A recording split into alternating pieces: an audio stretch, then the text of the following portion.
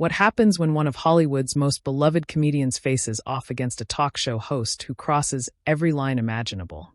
You won't believe what unfolds when Kevin Hart sits down for what should have been a routine promotional interview, only to find himself trapped in the most uncomfortable television moment of his career. The tension that builds in this studio will leave you questioning everything you thought you knew about late-night television. Before we get into this incredible story, make sure you hit that subscribe button and drop a comment below, because you're not going to believe what unfolds when Hollywood's nicest guy reaches his absolute breaking point. Last night's episode of Jimmy Kimmel Live started like any other. The studio audience was packed, the energy was high, and Kevin Hart walked onto that stage with his trademark smile, waving to the crowd as they erupted in applause. He'd been on the show dozens of times before, always delivering laughs and promoting his latest projects with that infectious energy that made him one of the most bankable stars in Hollywood. But something felt different from the moment he sat down in that guest chair. Jimmy Kimmel, usually quick with his opening banter, seemed unusually focused on his cue cards, barely making eye contact as Kevin settled in. The comedian tried to break the ice with his usual self-deprecating humor about his height, getting the audience to laugh, but Kimmel's response was cold, almost dismissive. "Yeah, we get it. You're short," he said with a forced smile that didn't reach his eyes. The audience laughed uncertainly, sensing something was off, but not quite sure what. Kevin's expression flickered for just a moment, the professional smile wavering as he processed what had just happened. But being the seasoned performer he was, he pushed through, launching into stories about his new comedy tour and upcoming film projects. The audience was eating it up, genuinely engaged and laughing at every punchline. Kevin was in his element, working the room like only he could. But every time he looked toward the host's desk, Kimmel seemed distracted, checking his phone, shuffling papers, making it clear he wasn't really listening. "So, Jimmy," Kevin said, trying to bring his host back into the conversation. "I know you've got kids too. You understand how crazy it gets trying to balance work and family life, right?" It was an olive branch, an attempt to find common ground and get the interview back on track. Kimmel looked up from his phone with an expression that could only be described as annoyed. "Well, some of us don't have to worry about being taken seriously as parents when we're constantly posting about our personal drama online." The words hung in the air like a toxic cloud. The audience went dead silent. You could literally hear people shifting uncomfortably in their seats. Kevin's face went through a series of micro-expressions: confusion, hurt. Then something harder settling in. "I'm sorry, what?" he asked, his voice dropping an octave. "Are you talking about my family?" The tension in the studio was becoming palpable. Camera operators were glancing at each other nervously. The producers in the booth were probably having heart attacks. This wasn't playful ribbing between friends. This was something else entirely. Kimmel had just crossed a line that every guest and host knows exists, but never speaks about directly.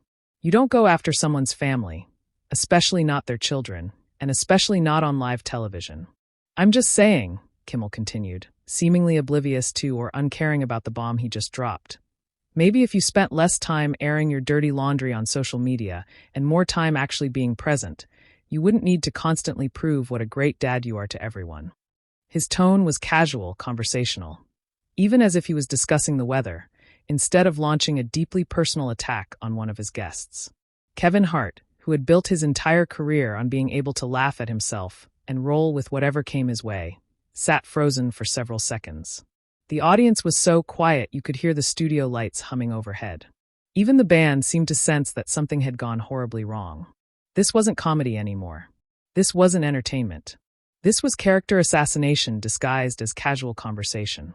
"Hold up," Kevin said, his voice steady but with an edge that anyone who knew him would recognize as dangerous. "You want to explain what you just said to me?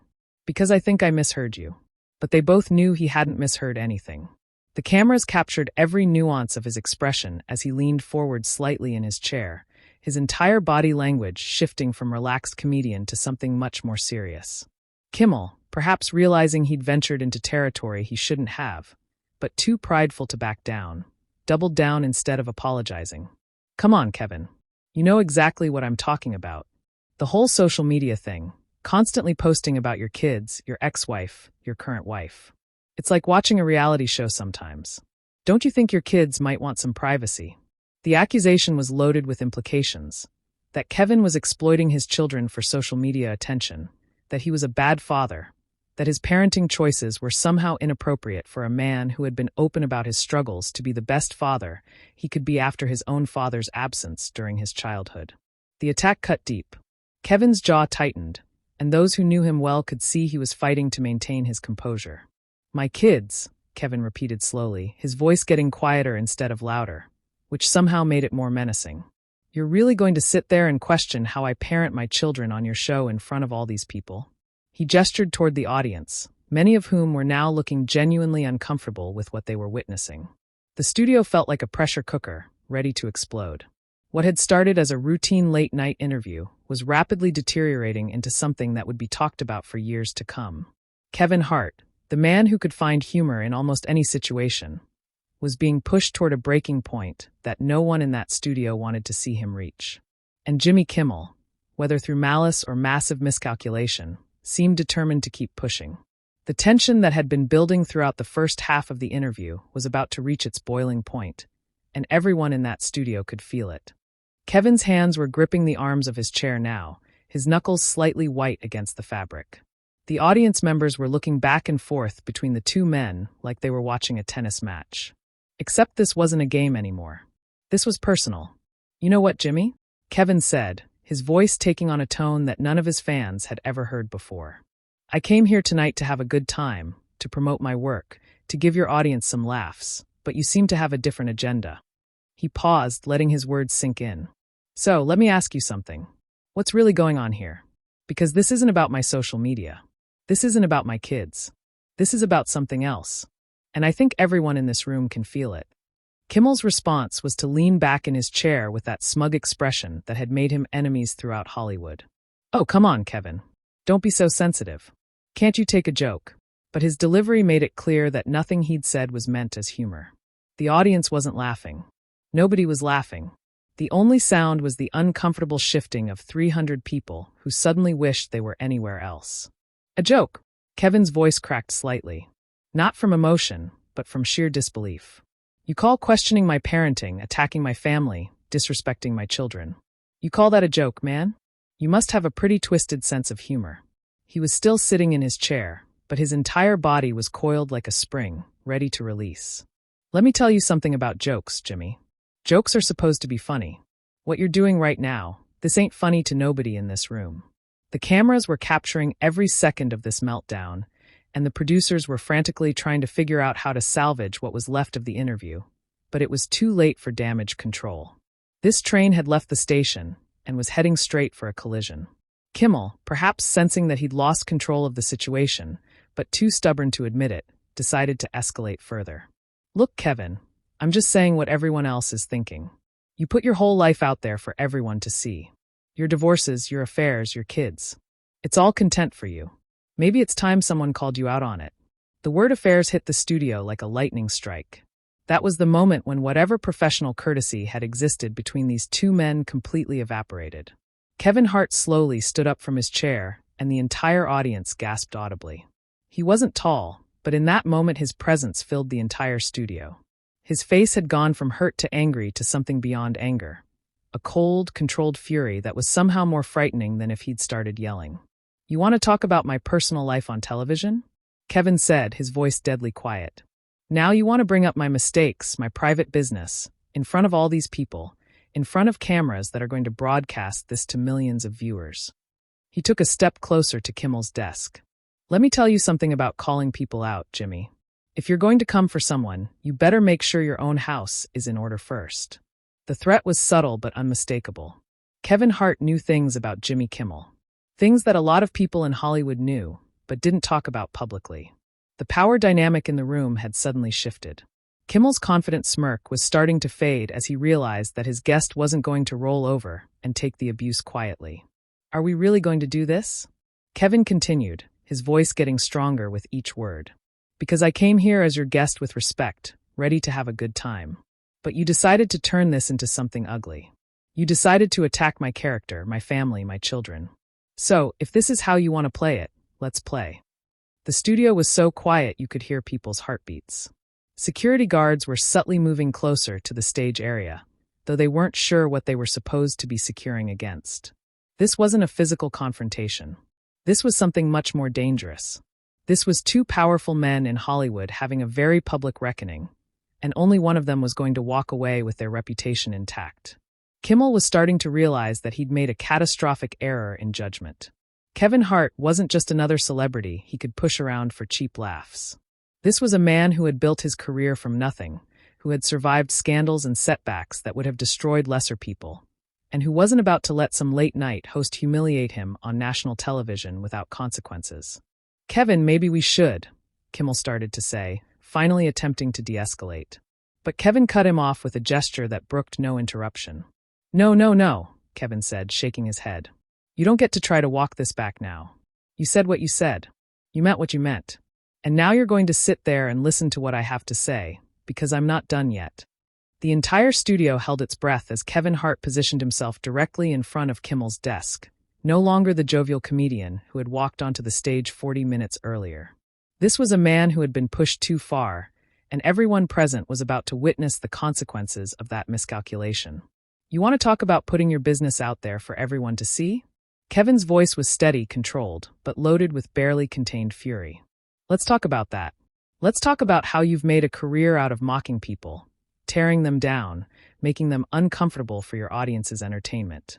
But the difference between me and you, Jimmy, is that when I share my life, I'm sharing my own struggles, my own mistakes, my own journey. You make your living off other people's pain." Kimmel was visibly squirming now, his usual cockiness replaced by something that looked suspiciously like fear.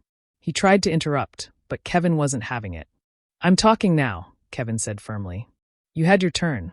You used your platform, your show, your audience to try to tear me down. Now it's my turn to speak, and you're going to listen." The authority in his voice was undeniable. Even though he was the guest, he had completely taken control of the situation. "You sit behind this desk every night, and you think it makes you untouchable. You think you can say whatever you want to whoever you want, because this is your show, your house, your rules.